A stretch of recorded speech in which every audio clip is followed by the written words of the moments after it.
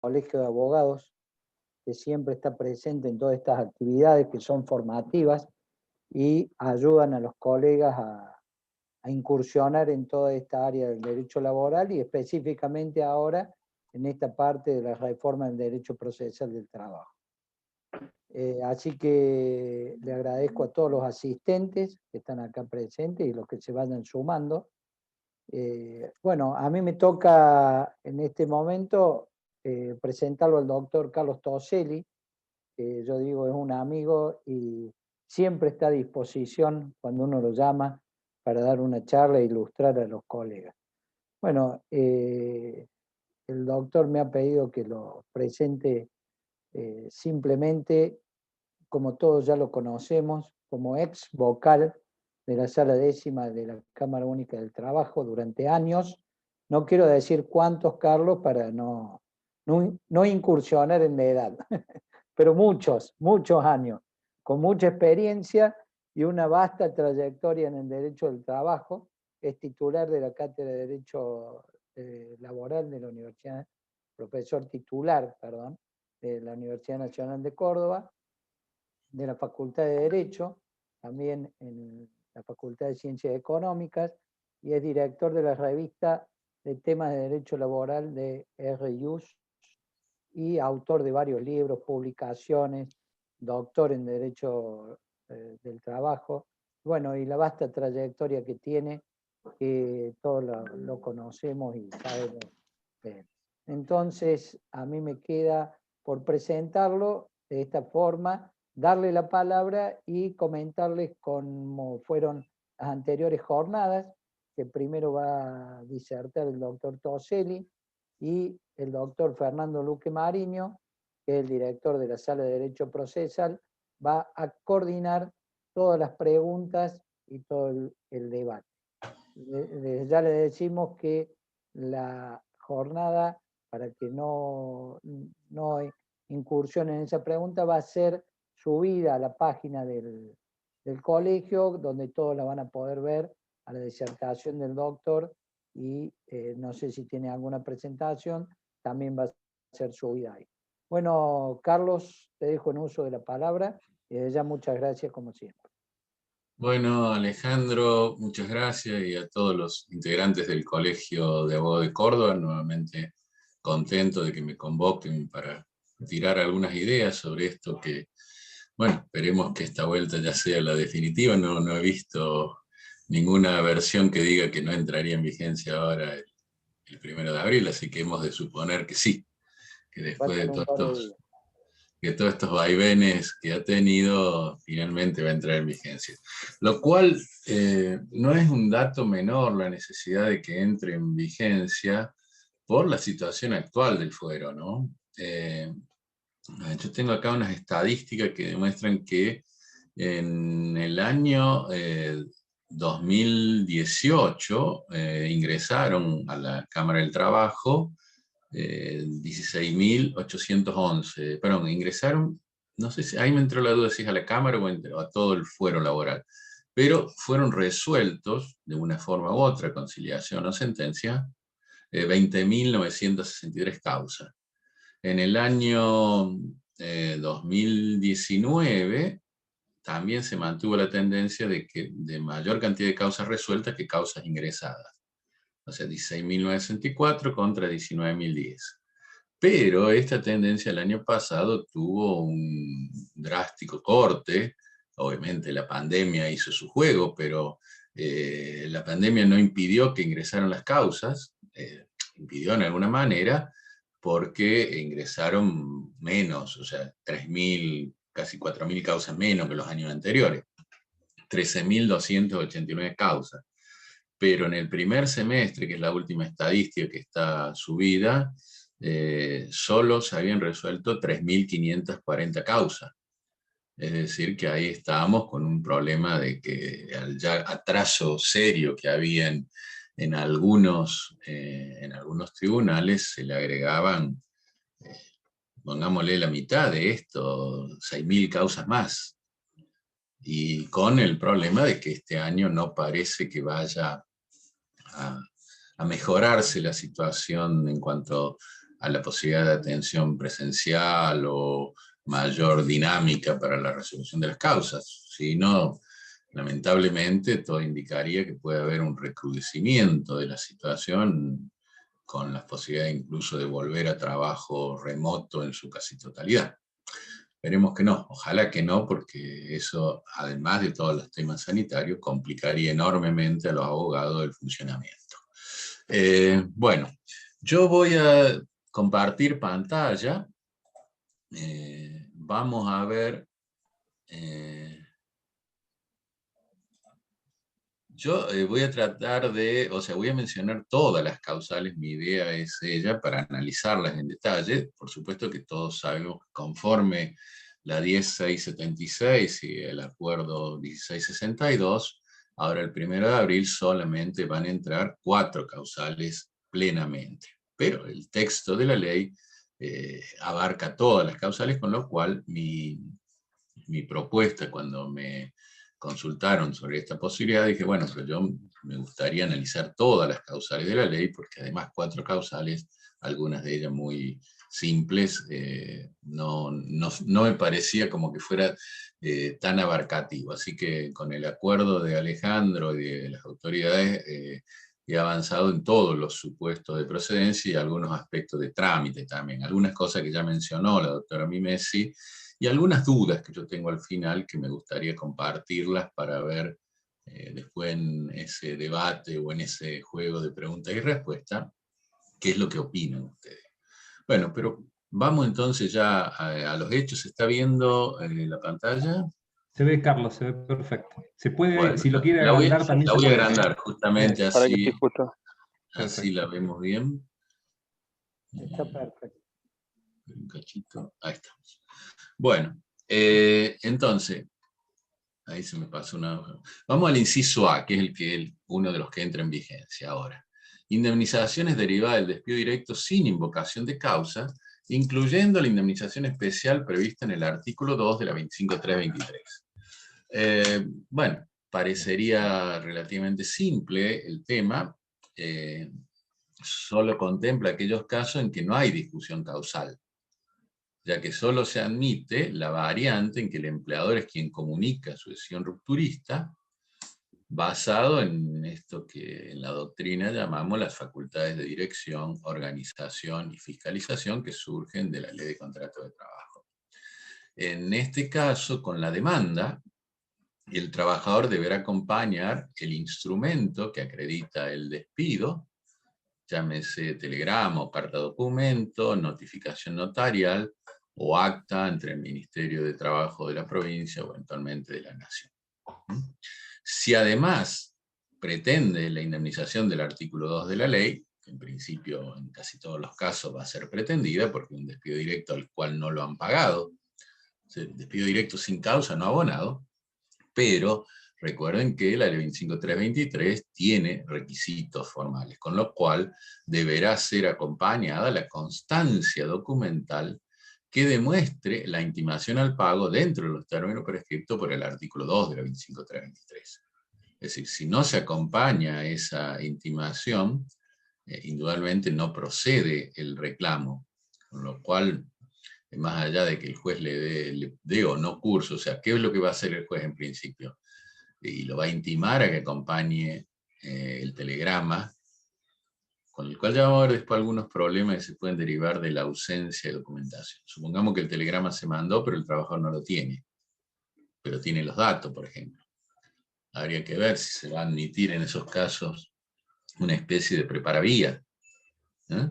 En el cual se puede requerir, si tengo los datos certeros, puedo requerir al correo que me acompañe el telegrama que he extraviado. Porque puede ocurrir, es muy normal que eso puede pasar, que el trabajador haya extraviado o que directamente el trabajador no tenga el dato de la constancia, simplemente tenga el dato. Entonces, es un tema para ver cómo va a ser el criterio que van a adoptar los jueces. Acá el otro día se planteó la posibilidad, creo que la doctora Escudero, si no recuerdo mal, planteó la posibilidad de incorporar dentro de esta causal la extinción derivada del fallecimiento del trabajador. Yo entiendo que no, yo lo dije ya el otro día, creo que va en el inciso D esa posibilidad, no en este caso. Porque además, recuerden que este caso sería una hipótesis muy extraña, pero además no es lo que dice la norma. Tampoco algunos sostienen qué pasa con el inciso 1 de la 25323. También entiendo que no corresponde, porque en eso habrá que demostrar un tema derivado de la incorrecta registración del trabajador. Aspecto que incluso puede dar lugar, cuando es parcial, a la ordinarización del proceso. Así que me parece que no hay ninguna posibilidad que pueda ir esa disposición. Bueno, dentro de lo que es el inciso B, es lo que deriva del artículo 246 de la Ley de Contrato de Trabajo, indemnizaciones derivadas del despido indirecto, pero fundado exclusivamente en la falta de pago de haberes previamente intimados. Entonces, la falta de pagos de haberes previamente intimados debe acreditarse con el instrumento pertinente.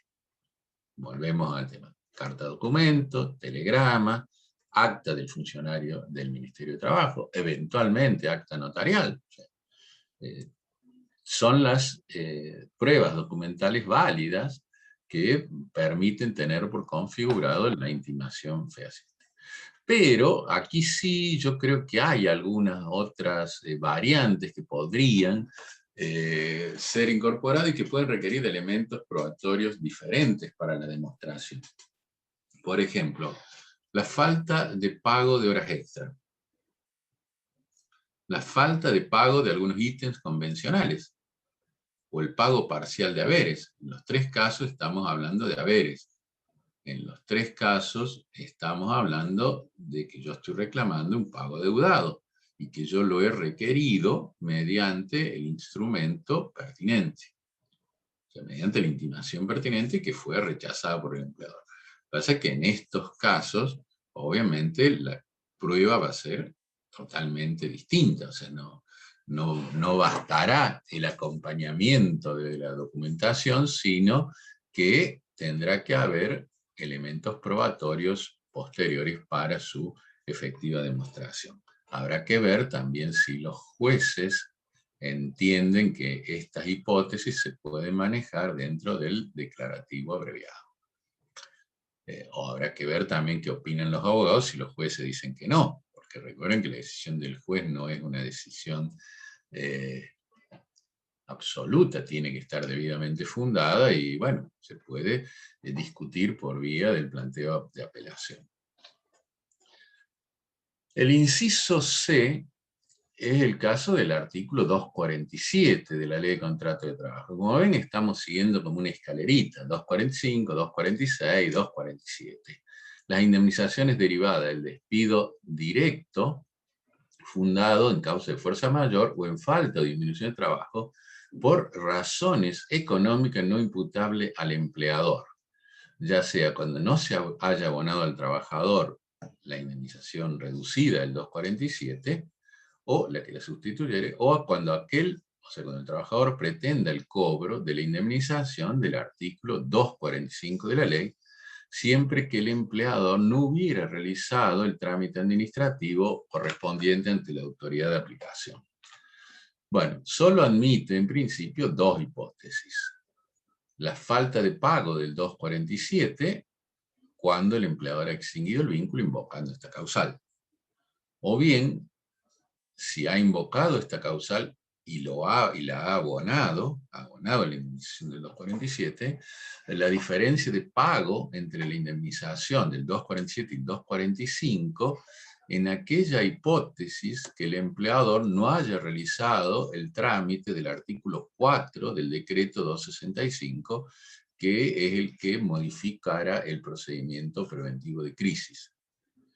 De conformidad al texto, parecería que excluye otras hipótesis de cuestionamiento a la aplicación del 247 en aquellos casos que la empresa hubiera realizado el procedimiento preventivo de crisis. Por ejemplo, el procedimiento preventivo de crisis también se puede hacer por cuestiones de reconversión tecnológica. Es decir, la empresa decide incorporar nueva tecnología, nuevas maquinarias, y ahí estas tecnologías y maquinarias tornan, por ejemplo, innecesario el funcionamiento de alguna sección, como ocurriera en su época con La Voz del Interior, cuando modernizó toda su planta impresora, o con la Coca-Cola, cuando se mudó a Montecristo, que incluso hizo un procedimiento preventivo de crisis, que hubo cerca de 100 trabajadores que se acogieron a los planes, a la propuesta que había hecho INTI, pero bueno, me parece que de acuerdo a esto, esas hipótesis no estarían habilitadas para ser realizadas con el inciso C.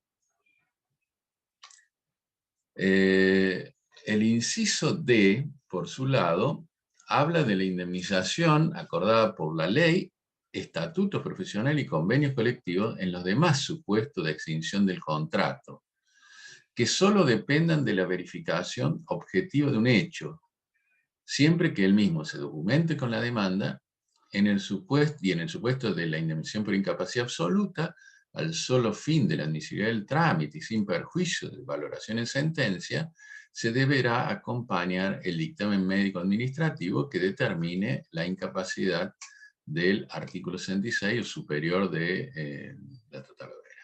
Acá, bueno, es como que completa el resto de los artículos de la ley de contrato de trabajo en el capítulo vinculado con la extinción.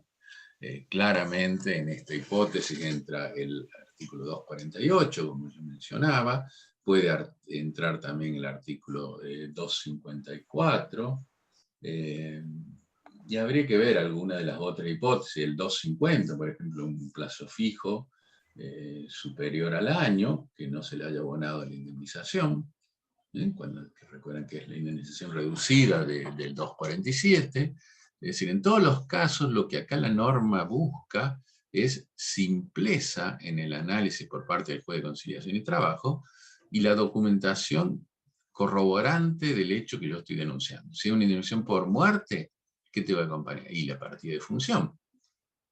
Y el recibo de sueldo que demostrara que esta persona trabajaba con tal empleador.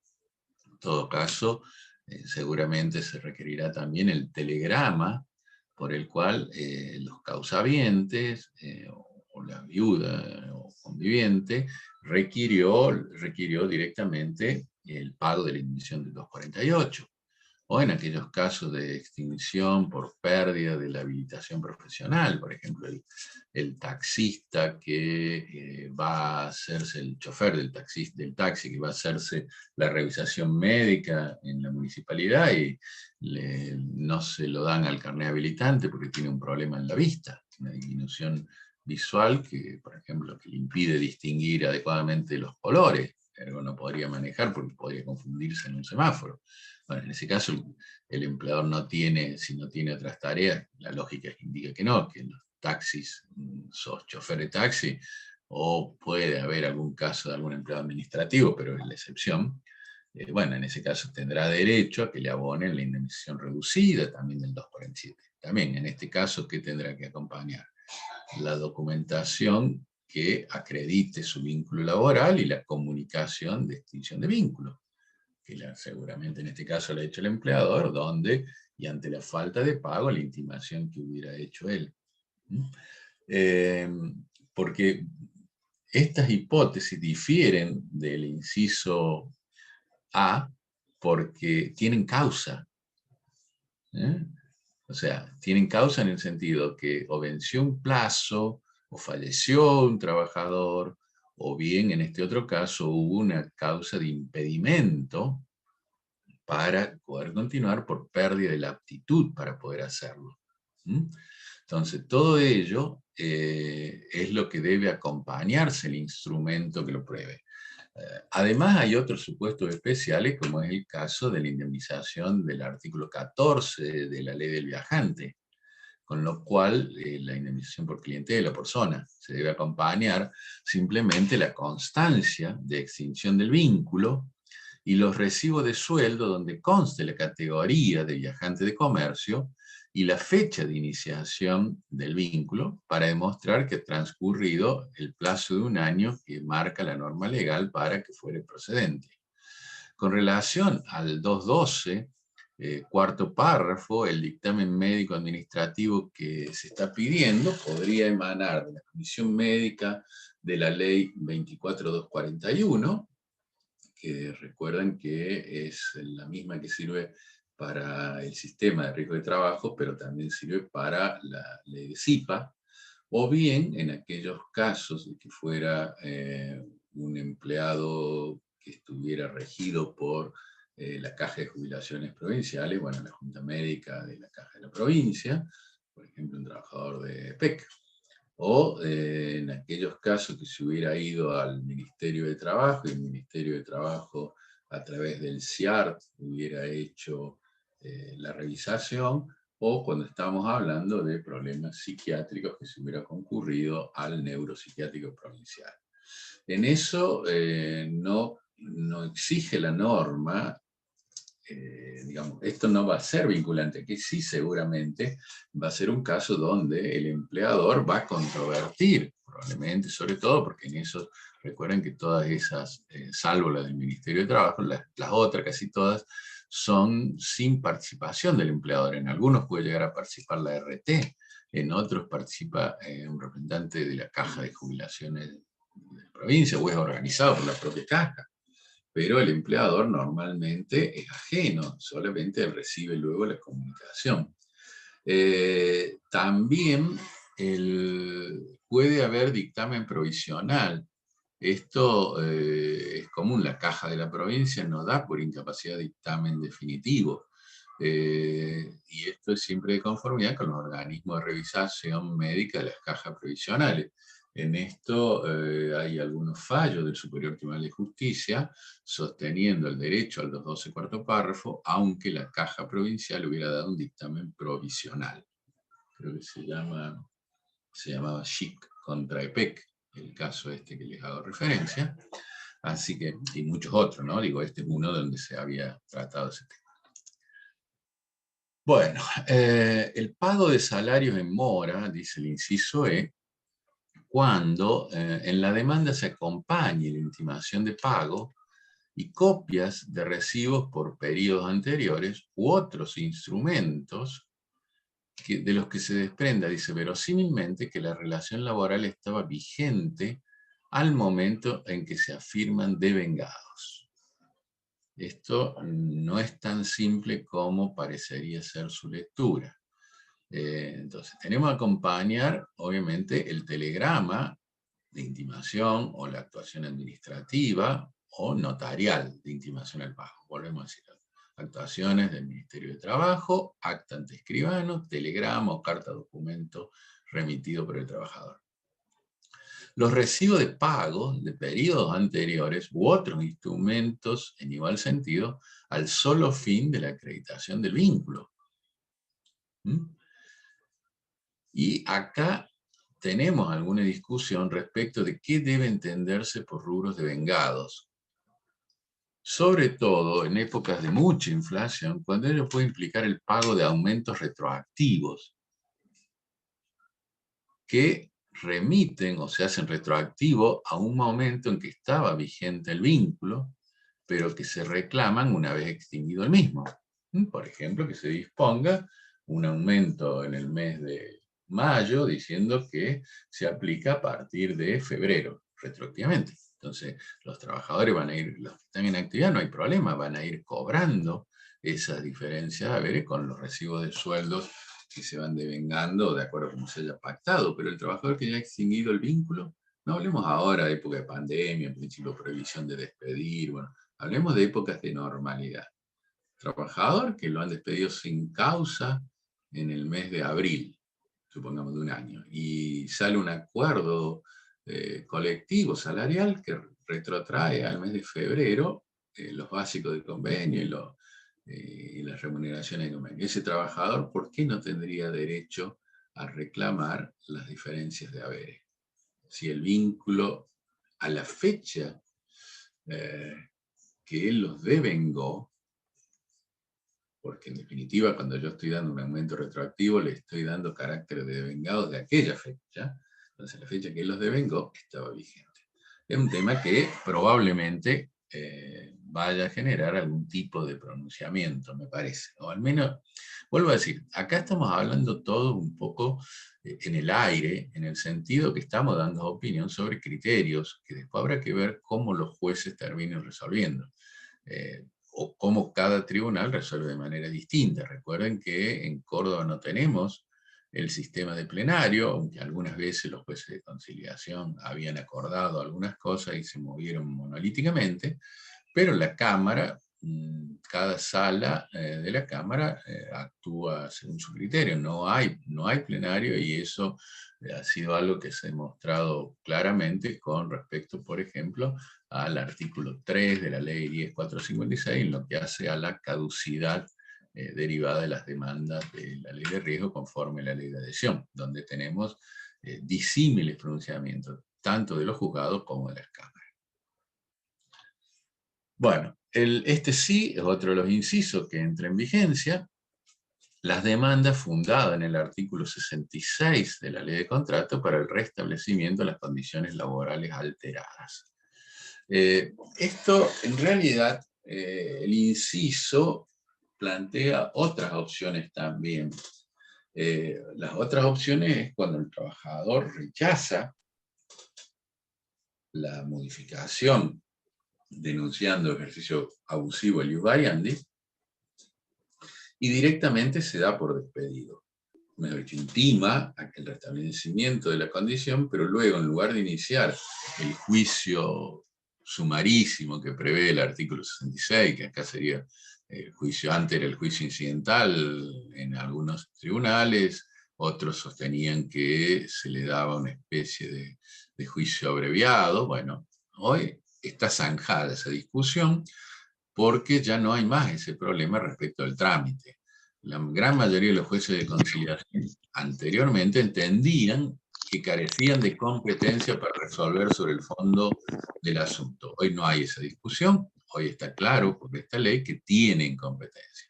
Con lo cual, los jueces de conciliación y trabajo tendrán que resolver, en primer lugar, la cuestión de la cautelar. Cautelar que es íncita con la demanda, es decir, no hace falta la demostración del fumus boni iuris, porque justamente el objetivo de la norma es impedir que se lleve a cabo la medida hasta que se demuestre la razonabilidad. Salvo, todos ustedes deben recordar, que se trate de una alteración general de condiciones laborales, como ocurrió en su momento acá en Córdoba con la FIP, cuando había cambiado su horario y había puesto que debían los trabajadores trabajar en el horario que funcionaba en Buenos Aires, es decir, de 10 de la mañana a 5 de la tarde, y ello motivó una acción, pero ahí por supuesto que no había posibilidad de cautelar, porque a las 7 de la mañana, que era el horario que anteriormente trabajaba la FIP, en ese momento estaba cerrado, no había ninguna posibilidad de que alguien hiciera el planteo. Después se terminó llegando a un acuerdo, entiendo que ahora atienden a partir de las 8 y creo que hasta las 14, pero también se debe cuestionar la posibilidad de la razonabilidad. Yo creo que no me parece que sea posible demandar en este caso, o al menos no surge claramente del texto, habrá que ver en una de esas si se interpreta que también podría ir el caso del despido indirecto del trabajador. Lo que pasa es que en ese caso ya habría que hacer una evaluación de la razonabilidad de la medida, es decir, si ha habido algún tipo de perjuicio material o moral para el trabajador, y todo eso lleva a un análisis distinto, ya es otro análisis diferente. Acá, aparentemente, lo que se está diciendo es solamente sería el restablecimiento de las condiciones alteradas. El inciso G, que es otro de los que entraría en vigencia, habla de la certificación de servicios y remuneraciones y demás documentación a que alude el artículo 80, así como cualquier otra certificación y constancias documentales que debe extender el empleador conforme ley vigente.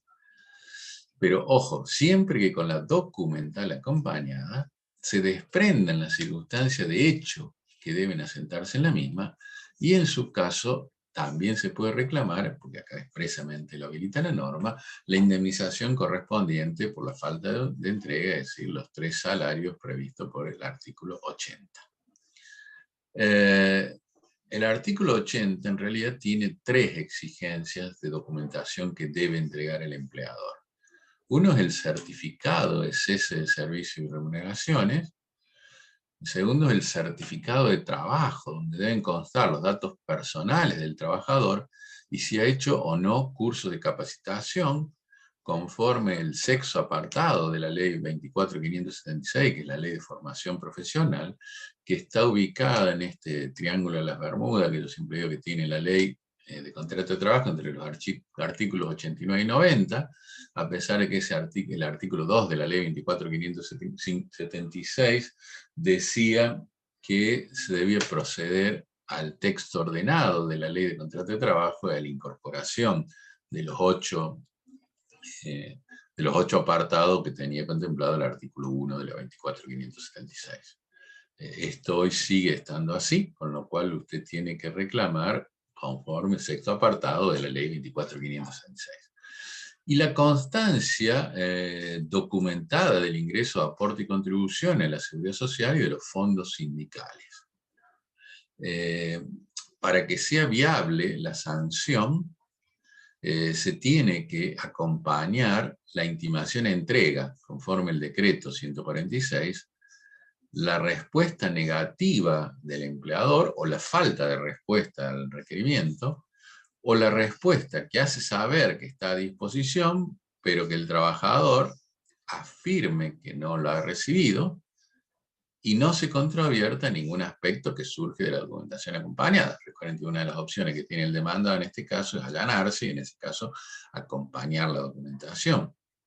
Si por ejemplo él dice que la tenía y sostiene que el trabajador no fue, bueno, ahí habrá que ver si viene acompañado el reclamo con la multa en todo caso, porque si el empleador dice que la tenía y que le dijo al trabajador que fuera y que él no fue, y efectivamente surge de la documentación acompañada que a la fecha que dijo que la fuera a buscar estaba en condiciones de ser retirada, probablemente la multa no proceda, conforme la jurisprudencia bastante pacífica del Superior Tribunal de Justicia cuando habla de la teleología de la norma, en el sentido que lo que la ley ha pretendido es que el trabajador, cuente con esa documentación que le va a ser necesaria a la hora de iniciar su reclamo o su trámite previsional o eventualmente en la necesidad de buscar otro empleo donde pueda constar donde trabajó con anterioridad.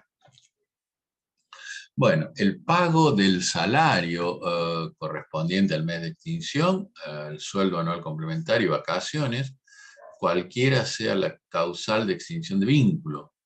Bueno, esto sí no parecería que tenga mayores dificultades, al menos en la parte del sueldo.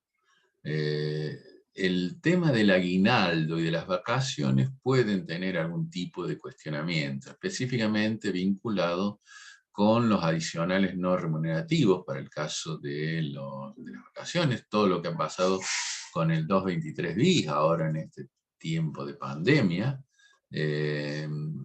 o en el caso de las vacaciones, planteos vinculados con el tiempo de servicio computado conforme al artículo 18.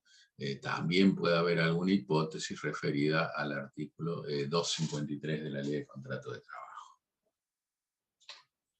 Bueno, el inciso I tampoco debería generar mayores problemas, ya que no entra en vigencia en este momento, aunque haya algún error en el texto en cuanto a la norma, porque la norma punitiva no es el 17, sino el 18, pero deriva como consecuencia el 17, o sea que creo que ello no va a generar posibilidad de planteos cuestionando esa norma.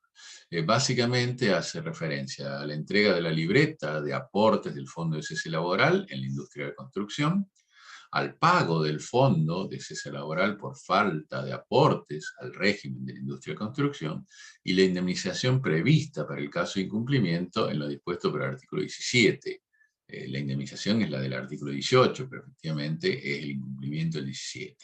Bueno, refiere entonces a la entrega de la libreta o de la credencial que acredita que el trabajador está registrado en el Instituto de Estadística del Régimen de la Industria de la Construcción, en el IERIC, la constancia de libre disponibilidad bancario para que el trabajador o causavientes, en caso de que hubiera fallecido, pudieran retirar el fondo de cese laboral del banco, donde mes a mes el empleador va depositando la parte correspondiente.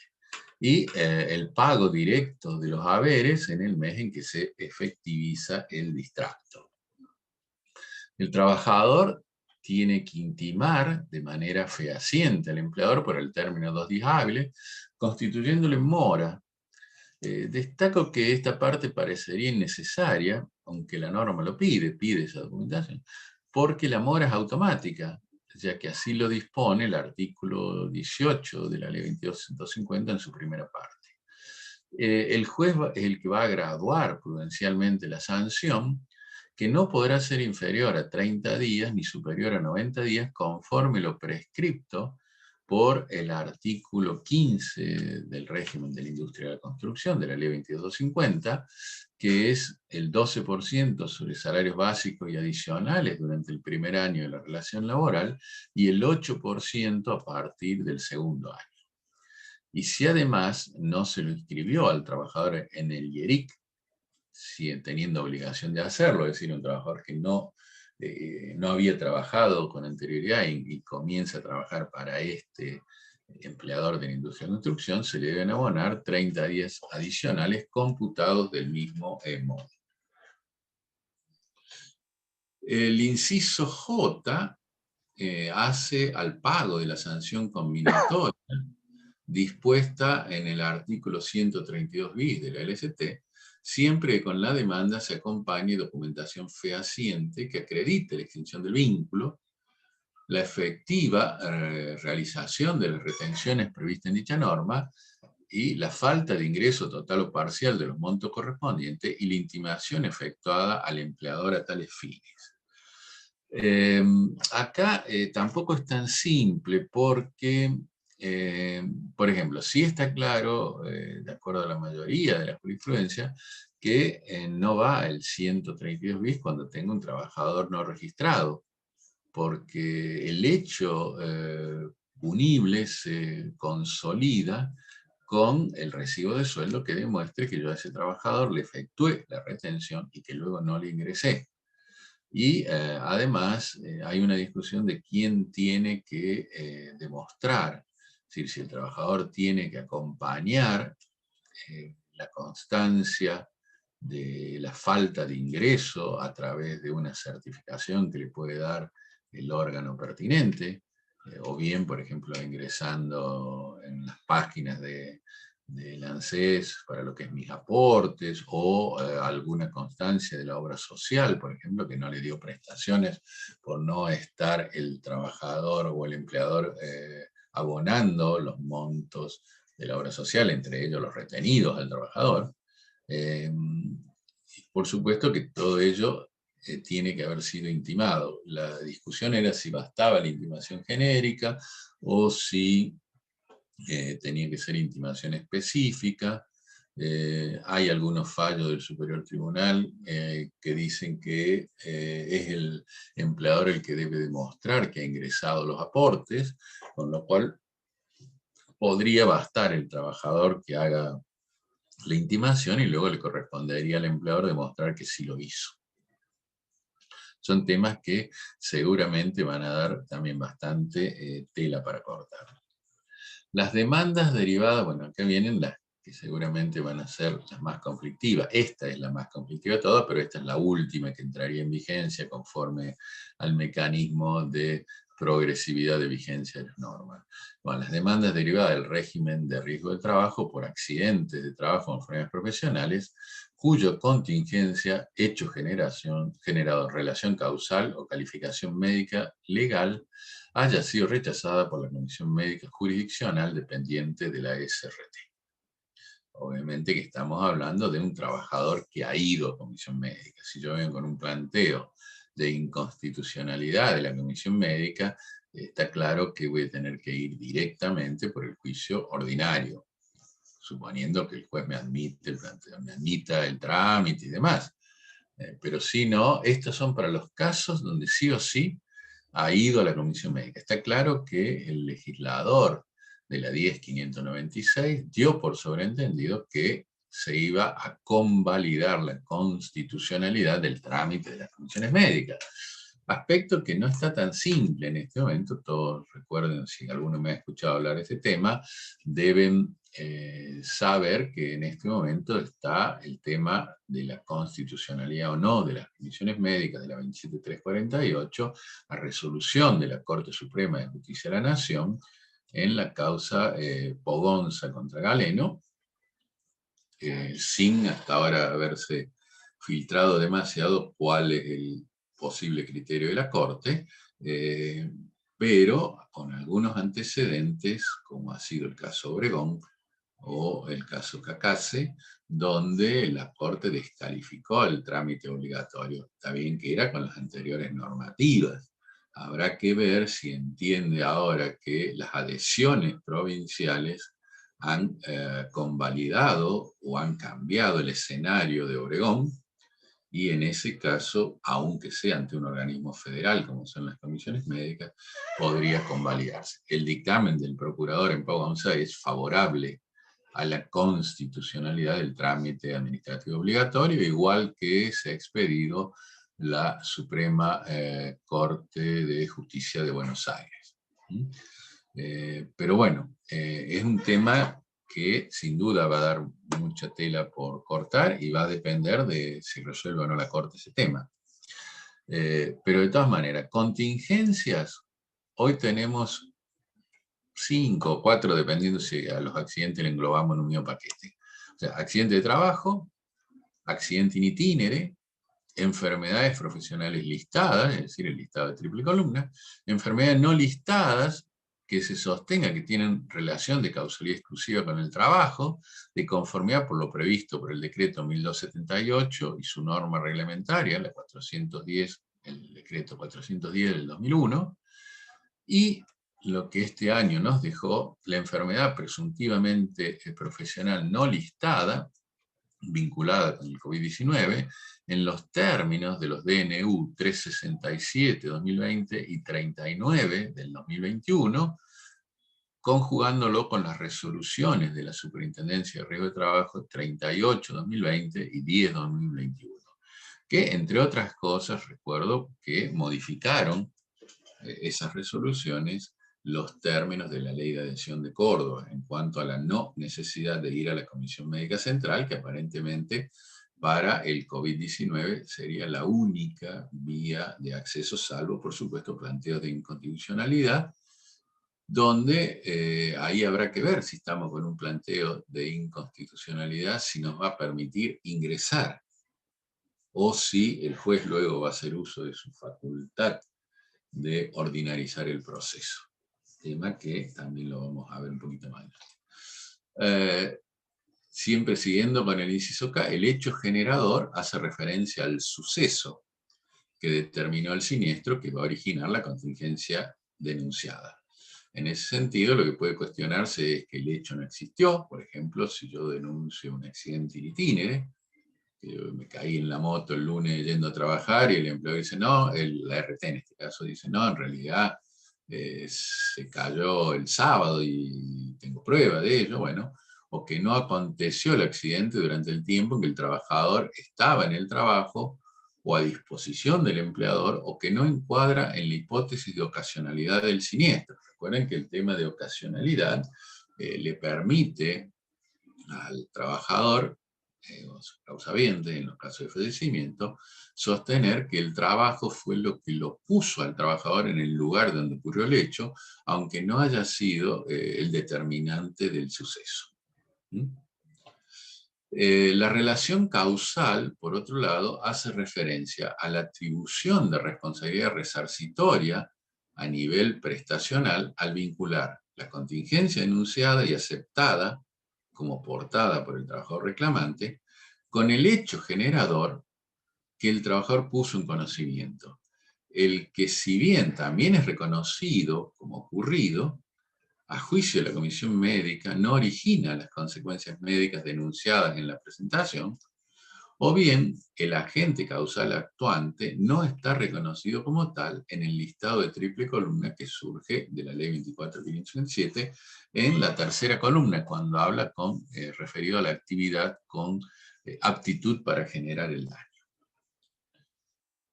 En ese sentido, los precedentes que justifican este planteo tienen que ver con los casos de Silva contra Unilever y Rivadero contra Liberty de la Corte Suprema, en el cual la Corte Suprema descalificó el sistema de número clausus o lista cerrada a la hora de verificación del nexo causal adecuado. Igualmente, yo entiendo que debe descalificarse el requerimiento de causalidad exclusiva que emana del DNU, del decreto reglamentario del DNU, el 410 del 2001, de conformidad a lo prescripto por el artículo 2 de la 26773, que justamente hace referencia a causalidad adecuada, que es la que se utiliza en prácticamente todos los fueros, el fuero civil, el fuero correccional. Y la calificación médica legal, que es la última de las 4 divisiones que contiene el inciso K, hace referencia a las características de inculpable, preexistente o sin incapacidad tabulable, que surge de los dictámenes de las comisiones médicas, a mi modo de ver, apartándose de lo dispuesto por el artículo 6, apartado 3, inciso B de la ley 24.527, que exige que hubiera un examen previo, un examen de preingreso o periódico que hubiera constatado estas preexistencias o que pueda justificar que sea declarada inculpable. En todas estas variantes, para que sea viable esta posibilidad, debe haberse agotado el trámite administrativo ante la Comisión Médica Local a través de la resolución del titular o de los titulares, porque son 2, del servicio de homologación, que así lo declara. Y este es uno de los requisitos para poder habilitar la acción ante la justicia. Y este sí, el otro que entra en vigencia, las demandas que entran en vigencia ya, las demandas derivadas del régimen de riesgo de trabajo, cuando el accidente de trabajo o enfermedad profesional estuviera reconocido por la Comisión Médica Jurisdiccional, dependiente del SRT, y se cuestione exclusivamente la determinación del grado de incapacidad según los baremos, o el monto de la indemnización correspondiente según las tarifas legales, y en función de la remuneración denunciada en la instancia administrativa. Veamos un poco acá esta norma que tiene alguna complejidad. Es la que sin duda de las que van a entrar en vigencia, probablemente la que más complicaciones va a tener.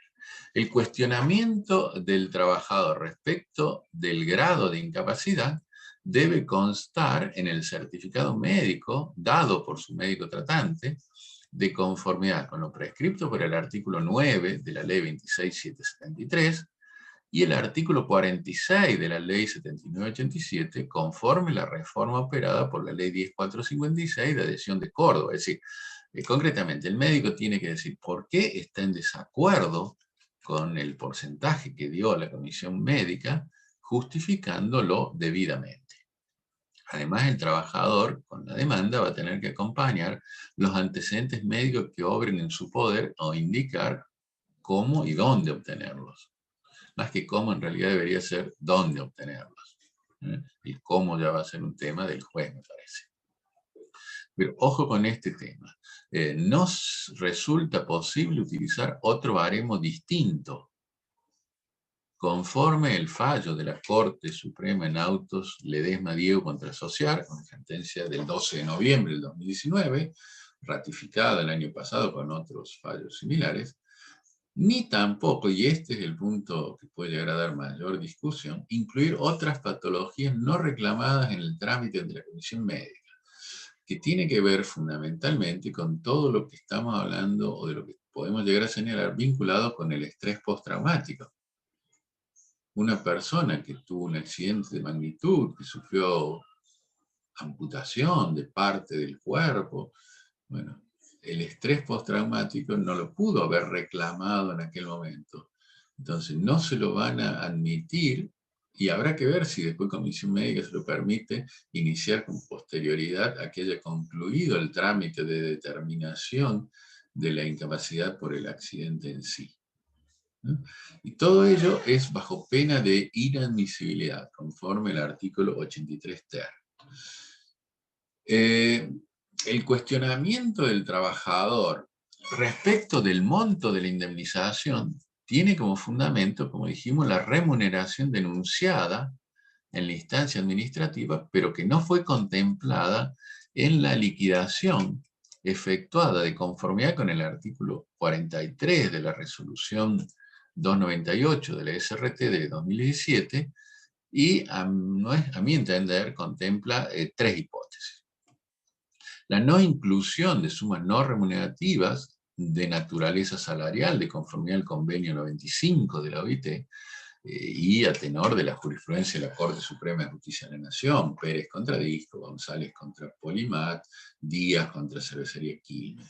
¿Por qué digo yo que no lo van a incluir? Porque recuerden que en todos estos casos que se tramitan ante la Comisión Médica, hay una audiencia de acuerdo donde los órganos técnicos del servicio de homologación efectúan su análisis y su liquidación. Y en ese análisis, para llegar a la liquidación, solamente contemplan las sumas que hayan ingresado vía SUS, o sea, vía el Sistema Único de Seguridad Social. Por lo tanto, si son montos no remunerativos, no están incorporados al SUS, y por ende no los van a incorporar ni en la audiencia de acuerdo derivada de la Junta Médica, ni tampoco en aquella otra derivada del mutuo acuerdo en la presentación, donde las partes se ponen de acuerdo y hacen la presentación en los términos de la resolución 899, y luego la Comisión Médica tiene que verificar y corroborar. Otra variante es la no inclusión de viáticos no gastados ni rendidos, porque los términos del artículo 106 de la Ley de Contrato de Trabajo los considera remuneratorios, y la resolución 43 dice que no. Y me dirán, bueno, pero la ley tiene más fuerza normativa que la resolución. Totalmente de acuerdo desde el punto de vista de la pirámide kelseniana. Ahora, la realidad del funcionamiento de la Comisión Médica no es así. La Comisión Médica se atiene a sus normas reglamentarias. El servicio de homologación se atiene a las resoluciones 298 y a la 899. O sea que todo eso va a dar lugar seguramente, si son montos importantes. Y la demanda contra la empresa, en aquellos supuestos que el empleador hubiera omitido de declarar parcialmente los salarios del trabajador ante el organismo previsional. Esto es lo más común, porque son los casos donde el trabajador figura como prestando tareas en tiempo parcial, y entonces hay una parte que se la paga en negro. El trabajador dice, no, pero yo en realidad trabajaba la jornada completa. Bueno, entonces, en esa hipótesis, en un caso donde la resolución 899 permite al trabajador conciliar con la RT sin que conforme el supuesto de cosa juzgada administrativa, y consecuentemente pudiera reclamar contra el empresario por la diferencia. De obtener sentencias firmes favorables, la RT deberá reajustar el monto abonado. También dice la norma que la RT le puede hacer alguna oferta.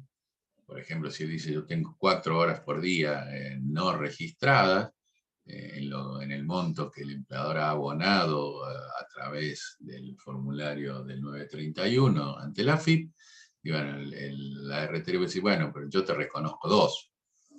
Y el trabajador en esa variante podría llegar a aceptar, y ahí sí hay cosas juzgadas. Pero si el trabajador dice, no, bueno, yo concilio con la RT conforme el monto determinado por la Comisión Médica Previsional, pero como ese monto solamente me contempla la mitad de mi salario, voy a ir a reclamar la otra mitad contra el empleador, y cuando me salga eso favorable, reclamaré a la RT para que me reajuste el monto que me ha abonado. Eso está previsto, insisto, en la resolución 899E del 2017 de la Superintendencia. Al contestar la demanda, y estas son algunas perplejidades que marca este nuevo trámite, el demandado debe indicar fundadamente el grado de incapacidad que reconoce que tiene el trabajador. Se supone con certificado médico.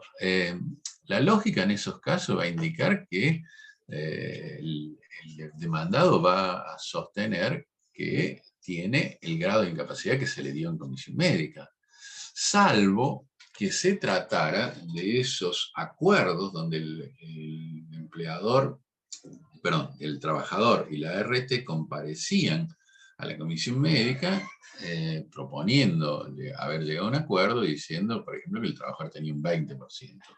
Como la comisión médica lo va a revisar y la comisión médica puede decir que tiene menos, por ejemplo un 10%, luego no puede conciliar por un monto superior a ese 10% que fijó la comisión médica, podría en esta hipótesis no conciliar y reclamar el 20% que las dos partes de común acuerdo habían acompañado ante la comisión médica.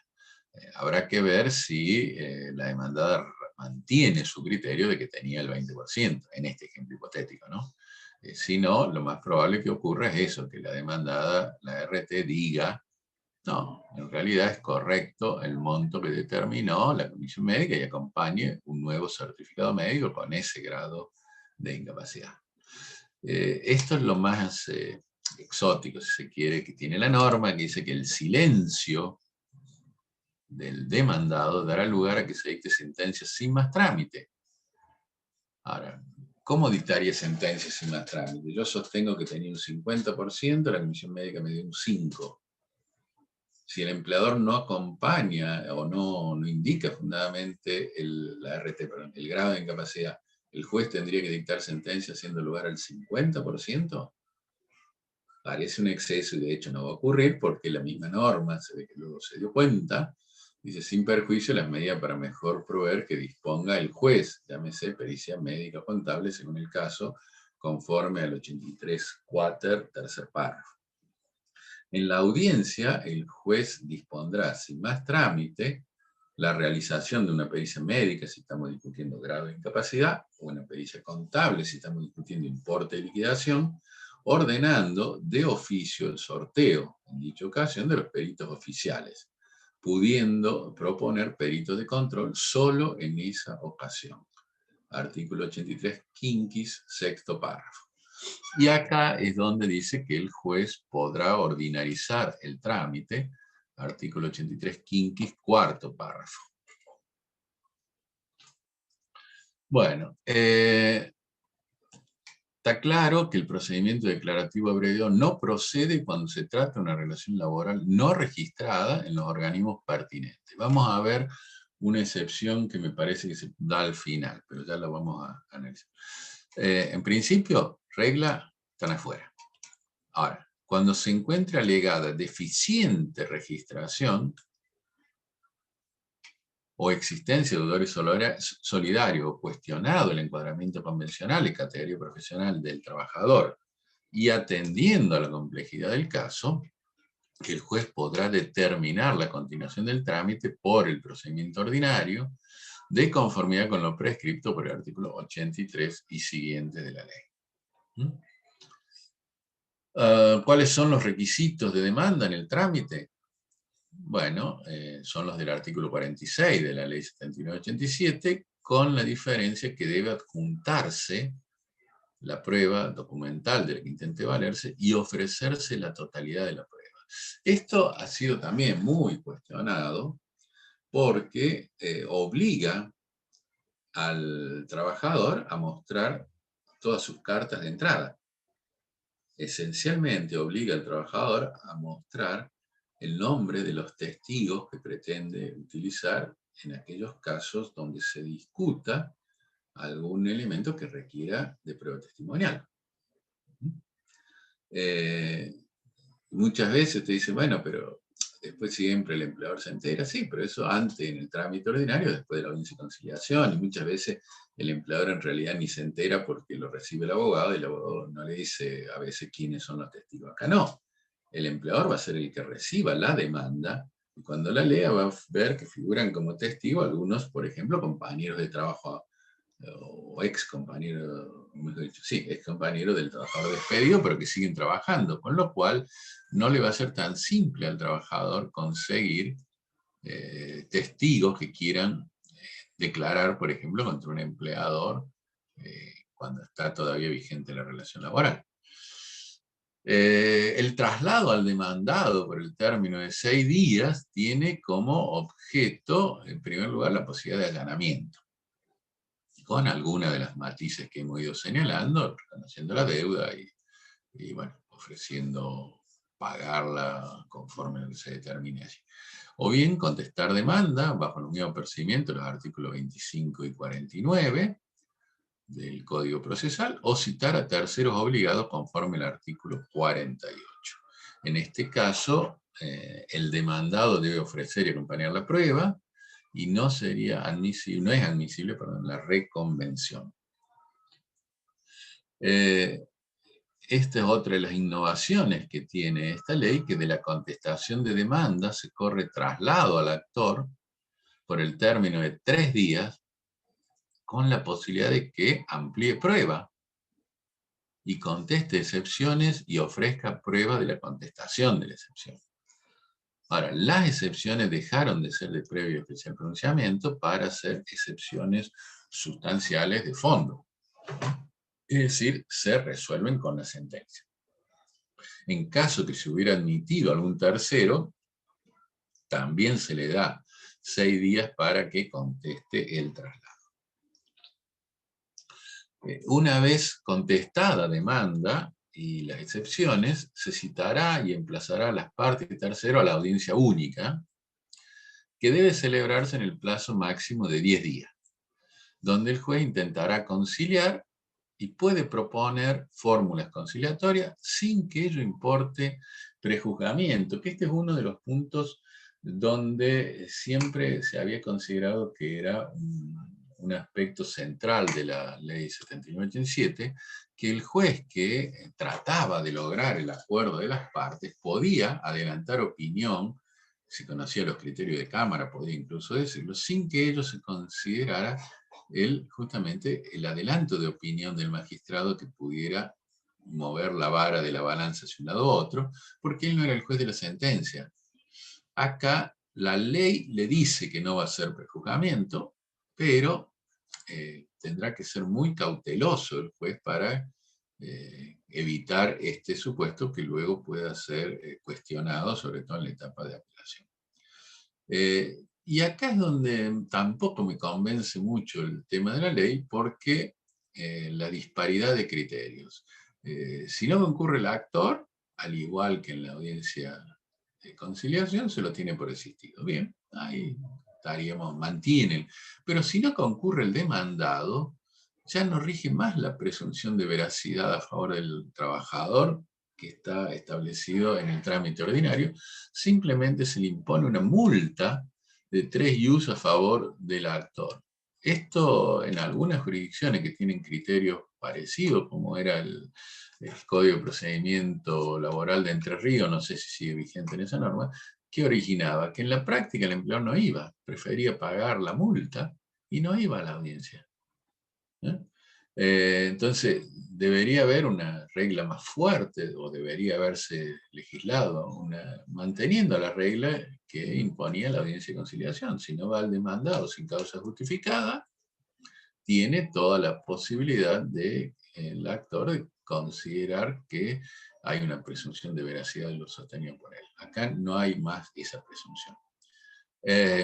Si existen cuestiones controvertidas que necesitan prueba, acá fijamos un cuarto intermedio, seguimos dentro de la audiencia única, en realidad es una audiencia única, como es la audiencia de vista de la causa, que tenemos la ficción legal, que es una única audiencia, aunque tenga varios cuartos intermedios. Acá supuestamente es un único cuarto intermedio, con un plazo máximo de 60 días, debiendo intimarse a las partes para que produzcan la prueba bajo percibimiento de tenerla por no producida. El otro día la doctora Messi planteó un problema muy cierto. ¿Qué pasa con las pericias médicas? ¿Qué pasa con una pericia médica que puede fijarse ya por fuera del plazo de los 60 días? ¿Qué hacemos? ¿Le damos por perdido el derecho a alguna de las partes? ¿A la parte que la requirió? ¿Y si es el mismo juez el que tiene que disponerla, la pericia médica o la pericia contable? El juez puede intimar, supongamos, al contador o al médico para que haga la prueba en el término legal. Pero ¿y si no la hace? ¿Cuál es el criterio? ¿Seguridad jurídica o celeridad? ¿Verdad jurídica objetiva o cumplimiento de un trámite formal que dice tenemos que terminar el juicio en este plazo? Tema para discutir. Las resoluciones del juez, que es un juez súper activo en este momento, sobre producción, denegación y sustanciación de pruebas, son susceptibles de recurso de reposición que se debe interponer y resolver en la audiencia única, luego de ser oída la contraria. El afectado puede hacer reserva de acusar el agravio en el eventual recurso de apelación contra la sentencia, es decir, si se mantiene el agravio una vez que se dicta la sentencia, es decir, utilizando, como en la casación, el juicio de la, de la exclusión mental hipotética, o supresión mental hipotética, es decir, si yo elimino ese elemento que he cuestionado, si la sentencia mantiene su validez formal o no. La prueba confesional y testimonial se recibe en un solo acto, en forma oral, en oportunidad de la continuación de la audiencia, es decir, en esta audiencia que dijimos máximo 60 días, desde que se evaluó qué prueba se admitía luego de la contestación de la demanda, y es a cargo de los oferentes la notificación de los testigos, lo cual deberá acreditarse en forma previa a la audiencia, bajo procedimiento de tenerlos por renunciados, sin perjuicio de citación por fuerza pública en su caso. Volvemos a tener el mismo problema que estamos teniendo, que hemos estado teniendo en la Cámara en muchos años. Yo demandado, o yo actor, denuncié un domicilio y ahora esa persona no vive más ahí. Cumplo acompañando la cédula al domicilio que yo había denunciado. Me van a emplazar para que acompañe al testigo en una continuación. No habrá continuación, pierdo el testigo.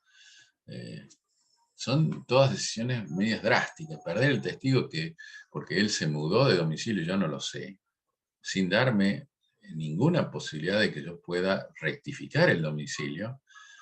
También yo tengo que acompañar la cédula de notificación ante la audiencia. Estamos hablando de épocas de normalidad, ¿no? Volvamos a eso.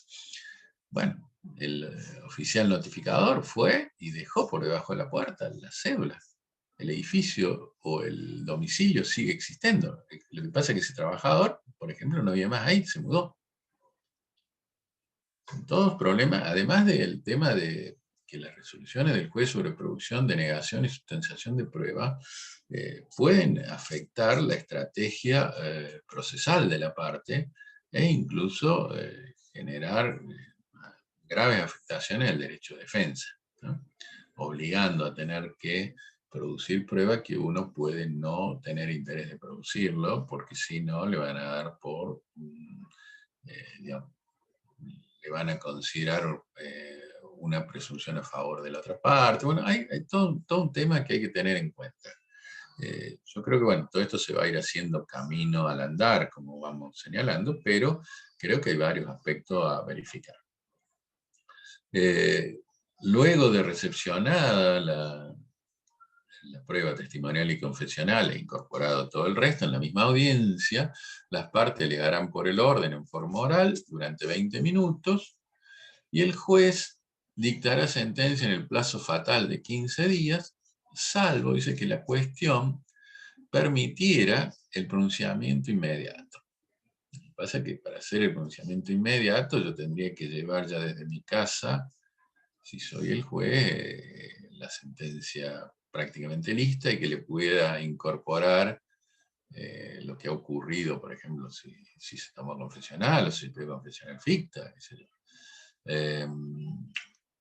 La notificación de la sentencia se va a hacer en forma electrónica, ya no vamos más a la ficción del acta de lectura.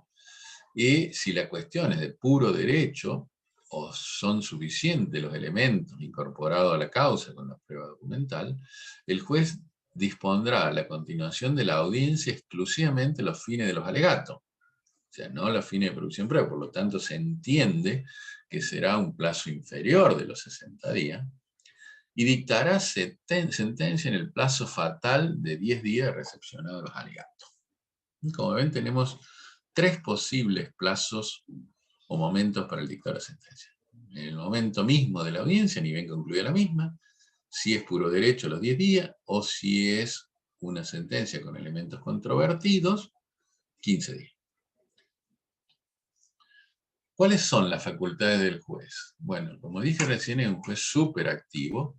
En esa audiencia única el juez ordena el proceso, determina el objeto del mismo con precisión y fija los hechos conducentes controvertidos a fin de delimitar las cuestiones litigiosas.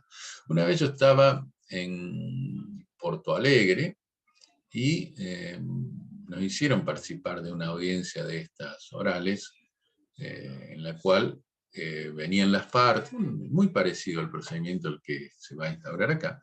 Por ejemplo, la demanda decía, bueno, yo cuestiono las horas extra que me denuncia el trabajador. Y el juez le decía, bueno, ¿y trajo las tarjetas reloj, que allá en Brasil se exigen para el tema de la jornada? Y el demandado dijo, no, entonces no cuestiona nada. Ese tema no es un tema litigioso porque usted no trajo el instrumento que hacía falta. Acá tenemos planillas, por ejemplo, de horas extras. Está bien, solamente dice la norma que habría que llenarlas si alguien hace horas extras. Ahora, si alguien hace horas extras y yo no llevo esa planilla, ¿valdrían las horas extras que reclamó el trabajador o tendrá que probarlas por sus otros medios? Entonces, el juez dispone sobre la producción de prueba, fija los puntos de pericia y además limita el número de testigos aún por debajo del mínimo del artículo 41. En realidad, el mínimo sería el máximo del artículo 41, que habla de 5 testigos por hecho. O sea, el juez lo que puede hacer es poner una cantidad inferior de testigos a lo fijado en el artículo 41. Y puede sustituir de oficio medios probatorios cuando existieren notoriamente otros que permitan la acreditación de los hechos con mayor celeridad o eficacia. Por eso acá es donde puede entrar a colisionar con la estrategia de la parte. Puede además declarar la inadmisibilidad de las pruebas que sean manifiestamente improcedentes, inconducentes, sobreabundantes, meramente dilatorias o estuvieran prohibidas por la ley.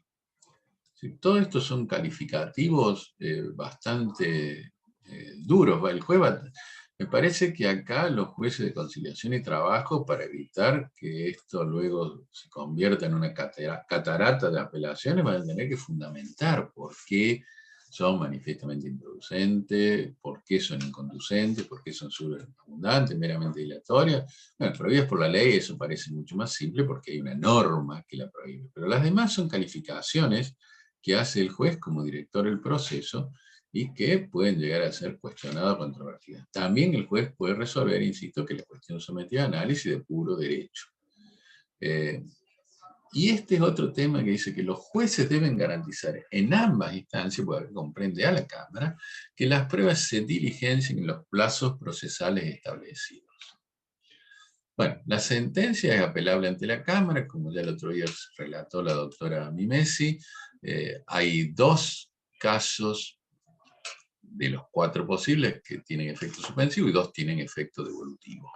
Tiene efecto de los 4 que van a entrar en vigencia. Tienen efecto suspensivo, salvo la resolución del ius variandi abusivo y los vinculados con el inciso L, vinculado con riesgo de trabajo. El recurso se debe interponer en forma fundada dentro de 5 días de notificada la sentencia, con traslado por 5 días al apelado, para que conteste agravio o adhiera al recurso. No vamos a entrar ahora a analizar el tema de la adhesión, que no es un tema sencillo, pero si hay adhesión se tiene que correr traslado a la contraria para que lo conteste. Y en el plazo de 5 días de contestar los agravios, el juez decidirá sobre la concesión del recurso. En la Cámara, el expediente debiera ser recibido dentro de 5 días de concedido el recurso. Deberá abocarse dentro del plazo de 10 días y dictará sentencia en el plazo de 20 días que quede firme el abocamiento. Estos dos últimos plazos, de acuerdo a la ley, son fatales. ¿Qué pasa al vencimiento de un término fatal si no se cumplió el objeto? Y si la parte denuncia la nulidad, el tribunal es causal de jure. Es una de las causales de jure el retardo de justicia o la mora. Por supuesto que la jurisprudencia ha ido señalando que yo tengo que denunciar o plantear la nulidad antes que salga la sentencia. Porque si lo hago vencido porque me salió mal, en ese caso el Superior Tribunal ha ido descalificando esos planteos nulificantes.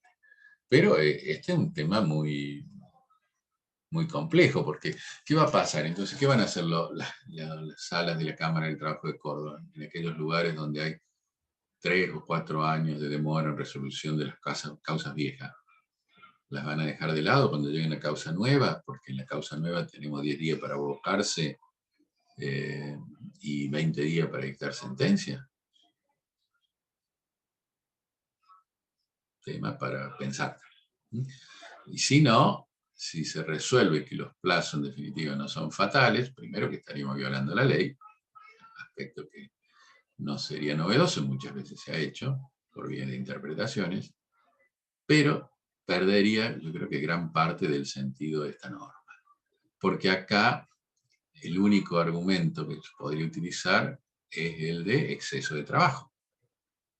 Exceso de causa, distinto en el caso, por ejemplo, de las pericias que no estuvieran dentro de los 60 días, porque ahí sí, insisto, podría entrar en juego el tema de la verdad jurídica versus la verdad formal, y la razón de ser de la apelación es que se produzca, por ejemplo, la pericia médica en un caso del inciso L.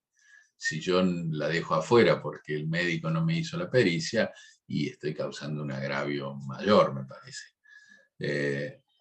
Si la apelación, recuerden que cuando yo estoy apelando la sentencia, yo puedo apelar a aquella resolución del juez de conciliación y trabajo que me haya desestimado, por ejemplo, la producción de alguna prueba, que yo haya interpuesto el recurso de reposición, me lo hayan rechazado y haya hecho reserva de denunciar el agravio. Bueno, este es el momento para denunciar el agravio. Si la Cámara lo admite, tiene que ordenar la producción, pero la producción se hace en la Cámara, con lo cual suspendería el plazo para resolver, pero no más allá de 60 días, que seguiría siendo un término fatal.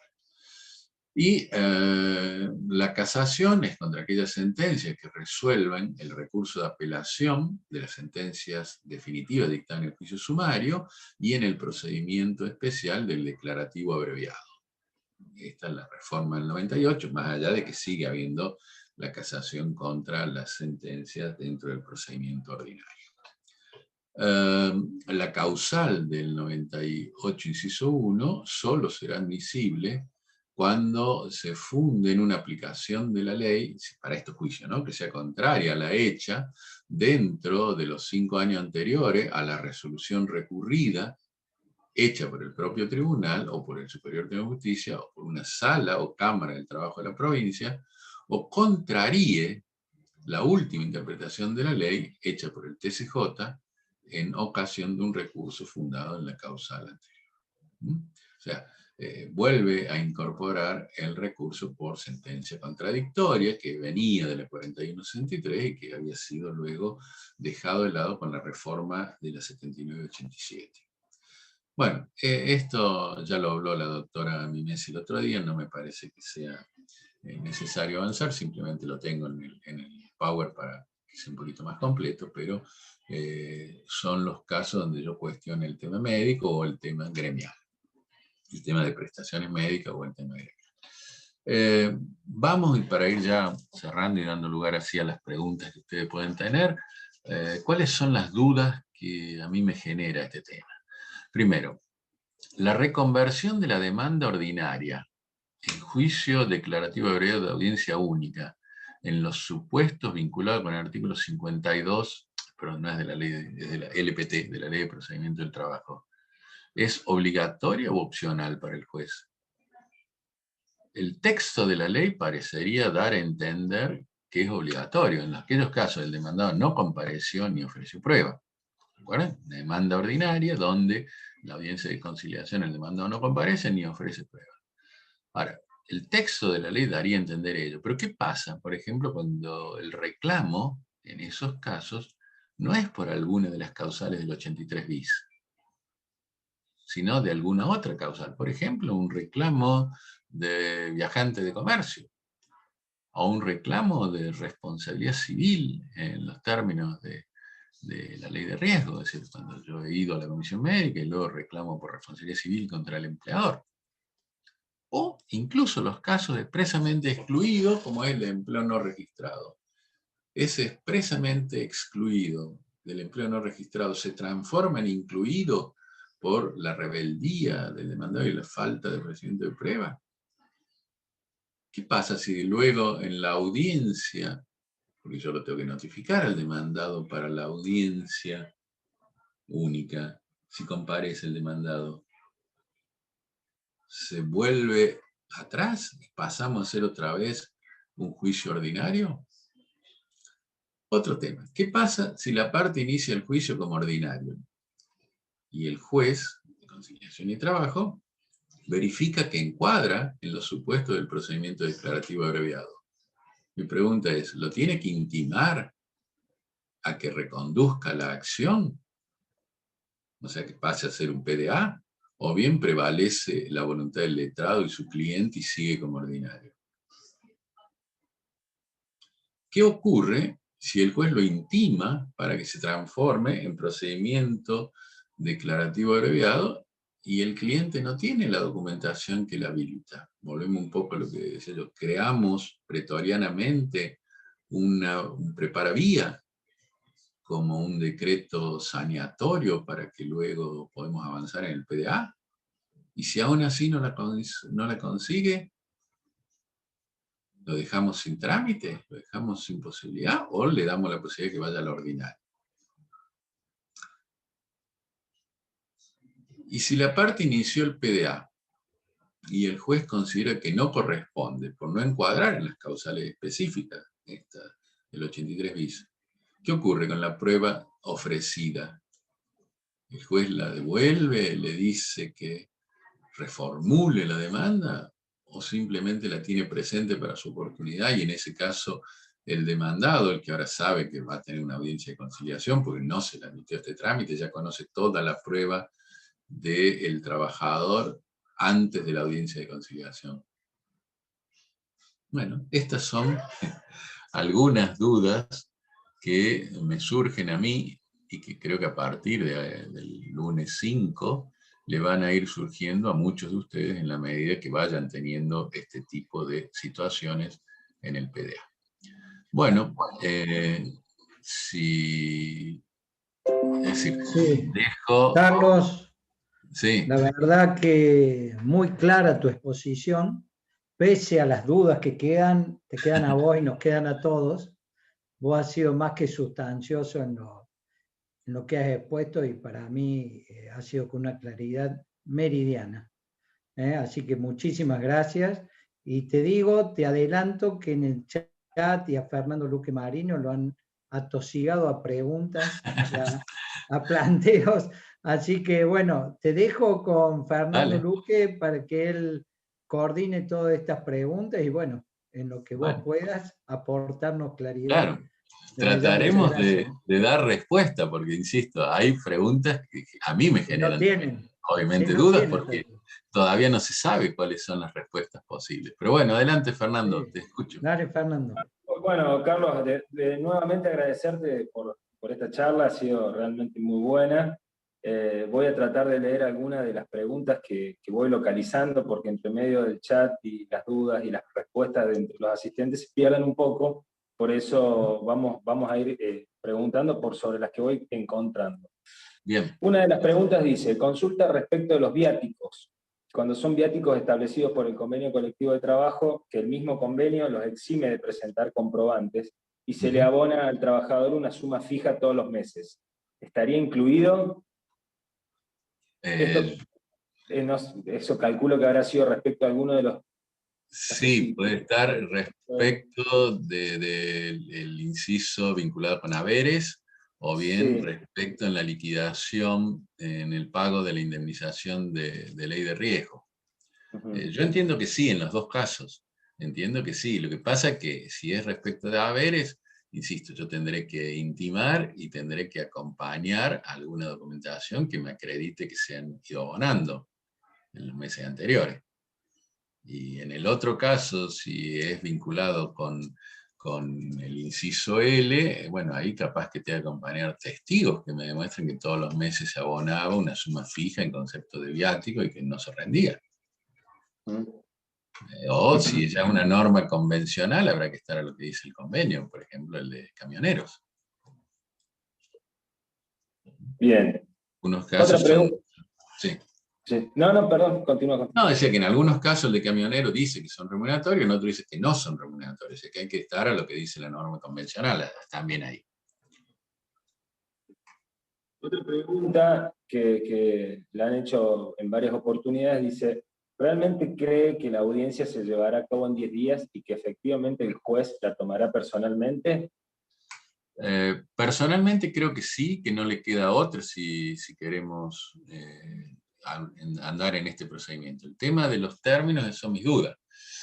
Yo quiero creer que hay buena predisposición, por lo menos los jueces de conciliación y trabajo que conozco están todos muy entusiasmados con la entrada en vigencia. No sé los medios técnicos, yo tengo mis serias dudas. Si tenemos que tomar testigos, aún en el nuevo edificio, son salas compartidas, dejemos de lado pandemia, ¿no? Porque si entramos con pandemia es toda otra complicación. Pero sin pandemia, aún así que tengo, también el juez me va a decir, yo le admito 2 testigos nomás. Bueno, pero ¿y qué lo limito a que cada testigo hable 5 minutos? Y si el testigo habla 20, ¿cómo hacemos? Porque además, como van a ser salas compartidas, hay secuencia. Entonces, ¿qué va a ocurrir? Una está prevista a las 9, insisto, dejemos de lado de la limpieza de pandemia y toda la historia, que se pudiera tomar inmediatamente determinada una, a las 10:30 la otra. Pero ¿y qué pasa? ¿Y los alegatos? 20 minutos cada parte. ¿Qué vamos a seguir con? Vamos a volver a la historia de las cámaras de trabajo. Pasamos por intermedio para recepcionar los alegatos. Pero la ley dice que los alegatos son orales. Bueno, me dirán, volvemos a la ficción de que es oral porque dice, pido se haga lugar a la demanda y acompaño apuntes. Y la demanda, digo, pida se rechaza la demanda, eso es lo oral, y acompaño apuntes. Con lo cual volvemos a transformarlo en escrito. Yo creo que los tiempos son muy exiguos.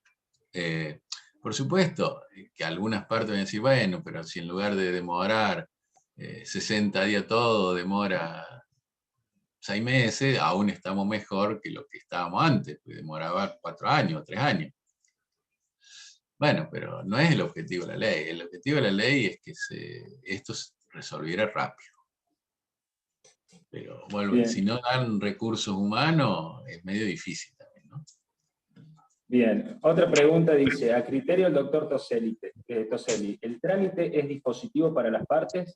¿Puede optar el actor por la vía ordinaria? Creo que más o menos estaba contestada dentro de la exposición. Yo lo planteé en las dudas. Digamos, para mí debería darse la posibilidad de que sea el actor el que opte, porque si no a veces lo puedo perjudicar más. Si yo juez lo reconvengo, primero lo voy a obligar a ofrecer testigos y a lo mejor no tiene la documentación. Entonces, ¿cómo hago? Me parece que ahí sí debe ser una decisión del actor, como ocurría con los juicios ejecutivos, donde yo podía reclamar o si no ir por el ordinario. Y en la práctica, la mayoría de los casos se iba por el ordinario. Bien. Vamos a ver, dice, otra de las preguntas, dice, en el supuesto del inciso L, ¿se podría plantear reclamos sobre cálculo de intereses realizado por la comisión médica? Y lo que pasa es que si no acordaste, sí. El tema es que si vos en la comisión médica hiciste un acuerdo, hace cosas juzgada administrativa, con lo cual no podrás entrar. Sí, si no acordaste podés cuestionar todo lo que tiene que ver con el monto indemnizatorio, pero no tenés que haber acordado. No es la hipótesis que podés acordar con la RT cuando el empleador te tenía parcialmente en negro, porque esa es la única que no hace cosas juzgadas administrativas. Pero si vos acordaste con la comisión médica, con los intereses que te determinaron por vía del 669, el DNU o cualquier otra variante, y bueno, hay cosas juzgadas administrativas. No tenés que acordar en esos casos para poder reclamar dentro del inciso L. Bien. Otra pregunta. Dice, ¿qué pasa con un dictamen de comisión médica que reconoce accidente? Determina incapacidad, pero la ART rechaza la incapacidad. Apela a la Comisión Médica Central que ratifica el dictamen y aún así la ART no paga. ¿Ingresa el trámite por el inciso L o va por juicio ejecutivo? No, esos casos para mí va por juicio ejecutivo, ¿no? Yo no tengo ninguna duda. Es más, yo creo que incluso iría por juicio ejecutivo, aun cuando la ART apeló, si el trabajador no lo cuestionó. Porque por la 10.456, la apelación de la ART tiene efecto devolutivo. Por lo tanto, aunque haya apelado ante la Comisión Médica Central, ¿no es cierto? Pero si no le pagó al trabajador, yo creo que el trabajador tiene abierta la vía ejecutiva ahora con la reforma, ¿no? Del 68. Exacto. Bueno, otra pregunta dice, si yo inicio un juicio con rubros que admiten el trámite de PDA y otros rubros cuya vía es la ordinaria, ¿se acumula todo el reclamo en PDA o se acumula todo en el juicio ordinario? ¿O se iniciarían en todo caso dos procesos diferentes según los rubros? Yo creo que, bueno, volvemos al tema de opciones. Si entendemos que la opción es del trabajador y su letrado, no podría ir, obviamente no podría ir todo por PDA, eso está claro. Porque los rubros que no van por PDA no entrarían. Sí podría ir todo por ordinario, a mi entender, y también podría ir desdoblado, una parte en PDA y otra parte en ordinario. Bien. Otra pregunta, dice, ¿qué pasa si el trabajador estaba en negro, intimó al empleador y este acepta por medio de carta o documento que está en negro y manifiesta que lo va a registrar e intima al trabajador a volver a trabajar, pero nunca lo registra? ¿Podría irse por el juicio abreviado si la relación está reconocida en el intercambio epistolar? Podría intentarse, pero lo más probable es que ahí el juez ordinarice el procedimiento. Sí, podría intentarse, pero porque en realidad el empleador le ha reconocido vínculo, habría que acompañar esa documentación.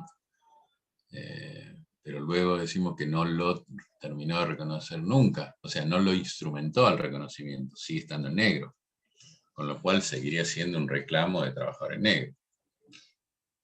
Bien. Pese a que está reconocida la relación, digamos. Está reconocida la relación, pero el vínculo sigue estando en negro.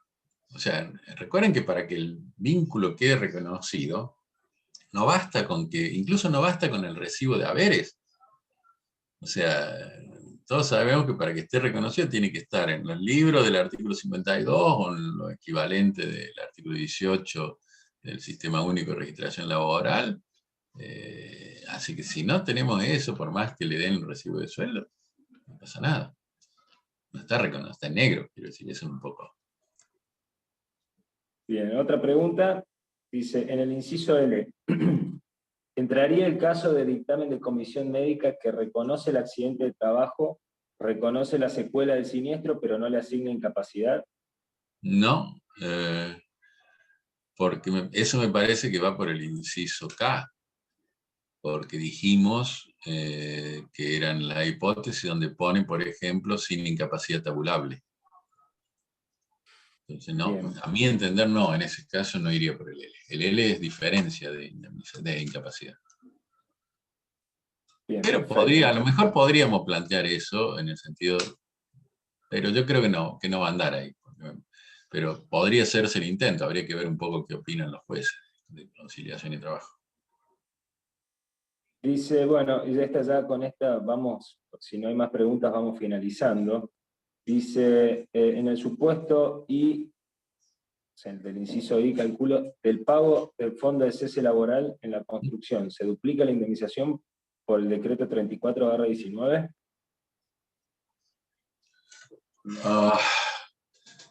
En realidad, el decreto 34/19 prohibía, o prohíbe, porque ahora está con el 39 del 2021, que prohíbe los despidos sin causa. La discusión es si el régimen de la industria de la construcción entra dentro del régimen del decreto 34. Si nos basáramos en la forma que se fue resolviendo el 328 de 2020 respecto de la prohibición de despedir, en ese caso, parecería que sí, porque si no se lo podía despedir, y en todos aquellos casos que lo despidieron, el trabajador tendría derecho a que le dupliquen la indemnización por despido. Incluso porque así lo dice el artículo 5 del decreto 39, que dice que en aquellos casos que el trabajador hubiera convalidado el despido dispuesto por el empleador, tendrá derecho a la duplicación de la indemnización en los términos del 34, del DNU 34 del 19, con la salvedad que el inciso 6 dice que en ningún caso podrá superar la duplicación la suma de 500.000 pesos. Bueno, Carlos, esta es la última, ya con esto terminamos. Dice, inciso K, cuando la SRT dictamina enfermedad inculpable, ¿se toma como rechazo a los fines de ingresar demanda por inciso K o se va directamente por ordinario? Si dice que es inculpable, a mi modo de ver, entra en inciso K. Sí. Recuerden que ahí hay un tema que es que en realidad no va a haber resolución del titular del servicio de homologación, sino una decisión de la Junta, de la Comisión Médica. Pero por lo que me habían estado relatando los jueces de conciliación con los que había estado charlando el tema, con esa notificación, siempre que se tratara de enfermedades no listadas, se podía ir directamente a la justicia. En los otros casos sí saldría la resolución del titular del servicio de homologación, si es una enfermedad que está listada, pero, por ejemplo, la Comisión Médica dice que no está en la triple columna, en cuyo caso la declara inculpable. Y si saca la resolución en ese sentido. Lo que pasa es que ahí esas zonas medias grises, porque en realidad, si yo digo que no encuadra dentro de la actividad con capacidad para generar el daño, la estaría considerando no listada. O sea, por más que la patología esté, el agente causal esté, pero la actividad no sería la causadora del daño, con lo cual entraríamos en la hipótesis del 1278, que obligaría a ir a la Comisión Médica Central, o que bastaría el dictamen de la Comisión Médica Local para que con eso yo pudiera ir ante el juez laboral y reclamar. Bueno, Carlos, nuevamente agradecerte tu participación en nombre de la Sala de Derecho Procesal, en nombre de todas las salas que compone las salas de Derecho Laboral a cargo del doctor Manzanares, agradecerte tu participación, la charla ha sido, creo que, brillante, y bueno, esperamos contar con vos para disertar en nuestra diplomatura, que próximamente estaremos anunciando. No sé, Ale, si seguís ahí o si tuviste que desconectarte. Sí, estoy. Bien, Ale. Sí, estoy con Está manejando. con un celular. Está bien. Carlos, ya que generosamente siempre participas, te comprometemos para disertar en la diplomatura, como dice Fernando. Bueno. Yo simplemente aclaro un poco lo que decimos con la doctora Ulla en el Código Procesal Comentado que tenemos nosotros, que lo que damos son opiniones, no son verdades reveladas, ¿no? O sea, acá estamos diciendo lo que nosotros entendemos, analizando el texto legal, analizando alternativas. Puede ser que los jueces, luego de conciliación y trabajo, resuelvan otra cosa. Por supuesto que también los abogados tienen siempre la posibilidad de recurrir ante las instancias superiores si entienden que las resoluciones de los jueces son equivocadas. Pero habrá que entrar a ver el tema de los plazos y demás. Pero nosotros damos la opinión que tenemos sobre estos temas en función del texto legal que hemos analizado y algunas alternativas que hemos estado vivenciando durante algunos tiempos en la magistratura, y bueno, entonces en función de ello damos nuestro criterio. Pero vuelvo a decir, no es que alguien pueda ir al juez y decirle porque Toselli dijo esto. El juez va a decir, ¿quién es Toselli?